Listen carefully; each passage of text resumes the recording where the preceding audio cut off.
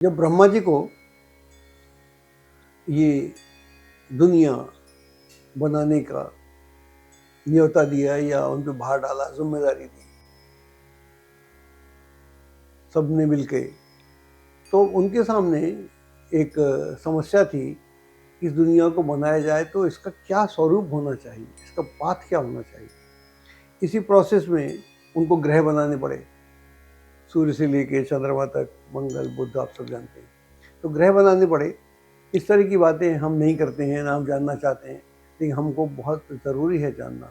हमको अपने अंतरिक्ष के बारे में इतना जानना चाहिए जितना एक वैज्ञानिक जानने का प्रयास करता है, तब हम समझ पाते हैं। तो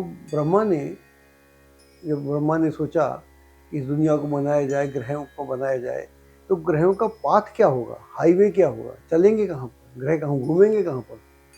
ग्रह हवा में तो जाएंगे ही नहीं, उनका हर उनके स्टेशन होगा ना, एक स्टेशन से दूसरे पे गए, दूसरे से तीसरे पे गए।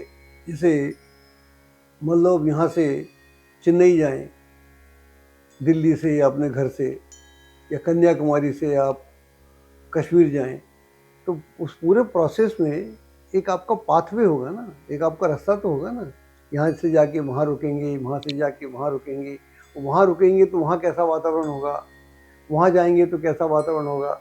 तो ब्रह्मा जी ने बोला कि भाई तुम जितने भी देवी देवता हैं उन सबको बुलाया। उसमें राक्षस भी थे, स्त्री भी थे, पुरुष भी थे, सब जैसे ग्रहों के बारे में, नक्षत्र वगैरह पढ़ते हैं, समझते हैं।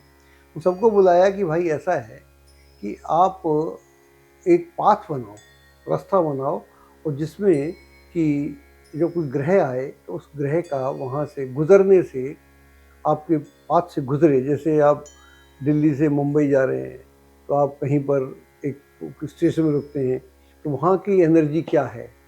जब दूसरे स्टेशन में जाते हैं, वहाँ का वातावरण क्या है, वहाँ का माहौल क्या है, वहाँ का पूरा स्ट्रक्चर क्या है, वहाँ की ऑक्सीजन कितनी है, वहाँ की नाइट्रोजन कितनी है, हाइड्रोजन कितनी, बाकी सारा वहाँ का जलवायु कैसा है, वहाँ का रहन सहन कैसा है, खान पान कैसा है, उनकी आदतें कैसी, जैसे हम दुनिया में देखते हैं। तो ब्रह्मा ने सब देवी देवताओं को, राक्षसों को बताया कि भाई इस ब्रह्मांड को बनाने के लिए जो ग्रहों की चाल, ग्रह अपनी पूरे सूर्य के चारों तरफ घूमेंगे, सूर्य तो नहीं घूमेगा, सूर्य तो स्थिर रहेगा। आप जब चलेंगे, जब पृथ्वी घूमेगी तब सूर्य भी घूमेगा, वो अलग है, अलग तरीका है, लेकिन सूर्य नहीं घूमेगा, बाकी सारे ग्रह घूमेंगे। तो जब घूमेंगे तो जिस वहाँ जा रहे हैं तो कहाँ से कहाँ जा रहे हैं, एक जगह जाकर उनको कैसा वातावरण मिलेगा, दूसरी पे कैसा मिलेगा, तीसरी पे कैसा मिलेगा। और उसमें क्योंकि सूर्य स्थिर है, पृथ्वी घूमती है तो हम उसकी गणना कर लेते हैं, लेकिन चंद्रमा घूम रहा है, मंगल घूम रहा है, बुध घूम रहा है, बाकी सारे ग्रह घूम रहे हैं। तो जो ग्रह घूम रहे हैं उनका असर तत्क्षण पड़ेगा, बड़ा गहरा पड़ेगा। जो सूर्य का जो असर होगा वो ऋतुएं बनाने में होगा। शरद ऋतु है, ग्रीष्म ऋतु है, या चैत्र का महीना है, या आषाढ़ का महीना है, तो उनको उसको जो जो व्यापक है उसके लिए सूर्य का उपयोग होगा।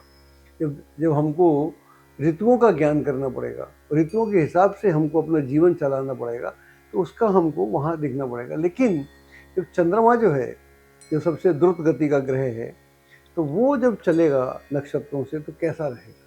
तो चंद्रमा जब किसी नक्षत्र में चलता है तो ब्रह्मा बोले कि नक्षत्रों आपका क्या रोल है। बोले जी हम जो है मनुष्य के, जो भी मनुष्य यहाँ पैदा होंगे, स्त्री पुरुष जो भी पैदा होंगे, हम उनके पूर्व जन्म के कर्मों का लेखा जोखा है। उन्होंने क्या किया है, किस लोक से आए हैं, क्यों आए हैं, क्या अच्छा करके आए हैं, क्या बुरा करके आए हैं, और कौन सा ऋण उनको देना है, कौन सा प्रारब्ध भुगत रहे हैं वो, क्या उनका सीन है, और क्या उनकी क्षमताएं हैं। तो इसलिए चंद्रमा का बड़ा भारी महत्व हो गया।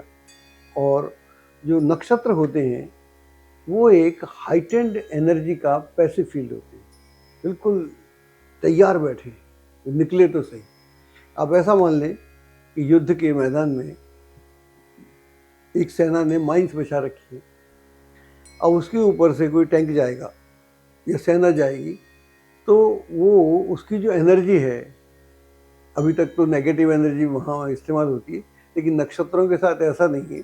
जैसे ही चंद्रमा वहाँ से गुजरेगा, उस क्षण जिसका भी जन्म होगा, उसमें भी उसका, क्योंकि बड़ा गहरा मामला हो जाता है, इसकी हम बातें बाद में करेंगे, कौन सी डिग्री पे है, कौन से चरण में है, वहाँ का माहौल कैसा है, वहाँ का देवता कौन है, वहाँ के गुण धर्म कौन है, वहाँ का एटीट्यूड क्या है, उसका उद्देश्य क्या है।